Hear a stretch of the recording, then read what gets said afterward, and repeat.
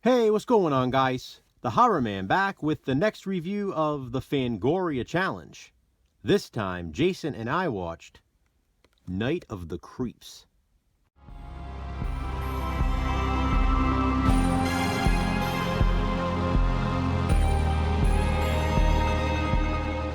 Night of the Creeps is a 1986 horror film, written and directed by Fred Dekker.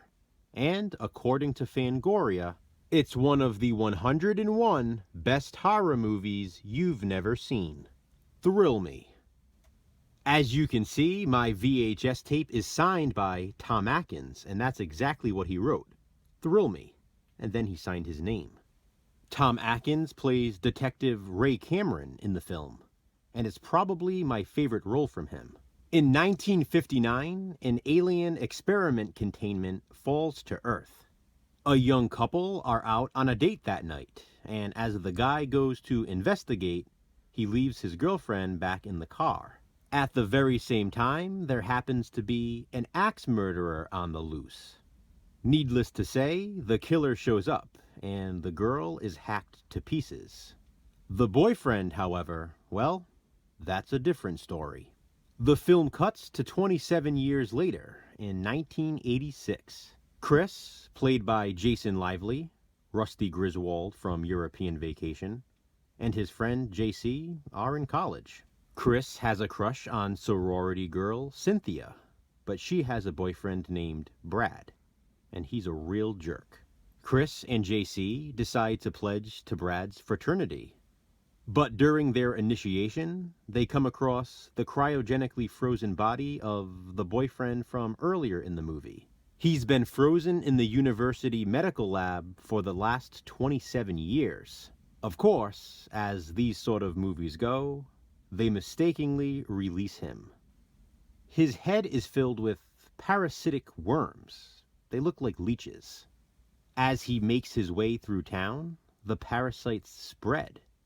They crawl in through the mouths of their hosts and infect their brains. This turns people, or even animals, into zombie-like killers. The worst part is, their hosts don't even have to be alive. Some of the parasites get into the corpse of the axe murderer from 1959. Because of that, he's resurrected and on the loose again.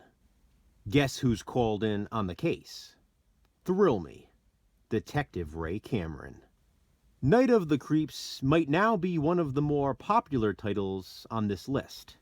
At the time this book was released, though, Night of the Creeps was lost on VHS, seen here. It has since gotten multiple Blu-ray releases, including one from Scream Factory that includes both versions of the film, the theatrical cut and the director's cut with the alternate ending. Jason and I actually watched the director's cut, by the way.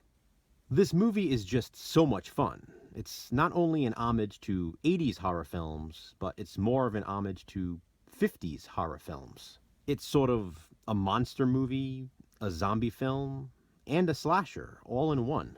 Heck, it's even sci-fi horror with the alien element.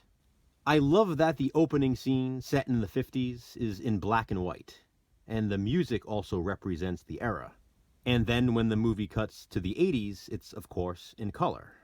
It then becomes very 80s, and I love it. The creature effects are fun. I especially like when the cat is infected.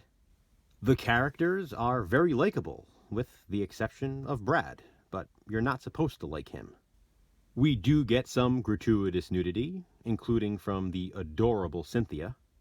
And ultimately, I can't imagine someone not being entertained by Night of the Creeps.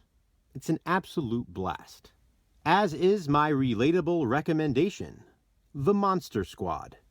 The Monster Squad was also written and directed by Fred Dekker, released a year after Night of the Creeps in 1987. This is a horror film fun for the whole family. One thing's for sure, Fred Dekker's movies definitely have the same feel. If you like Night of the Creeps, chances are you'll love The Monster Squad, and vice versa. Wolfman's got nards. So thrill me and tell me, Have you seen Night of the Creeps? If so, what do you think of it? Comment below and let me know. And please be sure to check out Jason's review. What's up next in the Fangoria challenge? Check back soon to find out. Thanks for watching, guys. Hit that thumbs up and be kind, subscribe.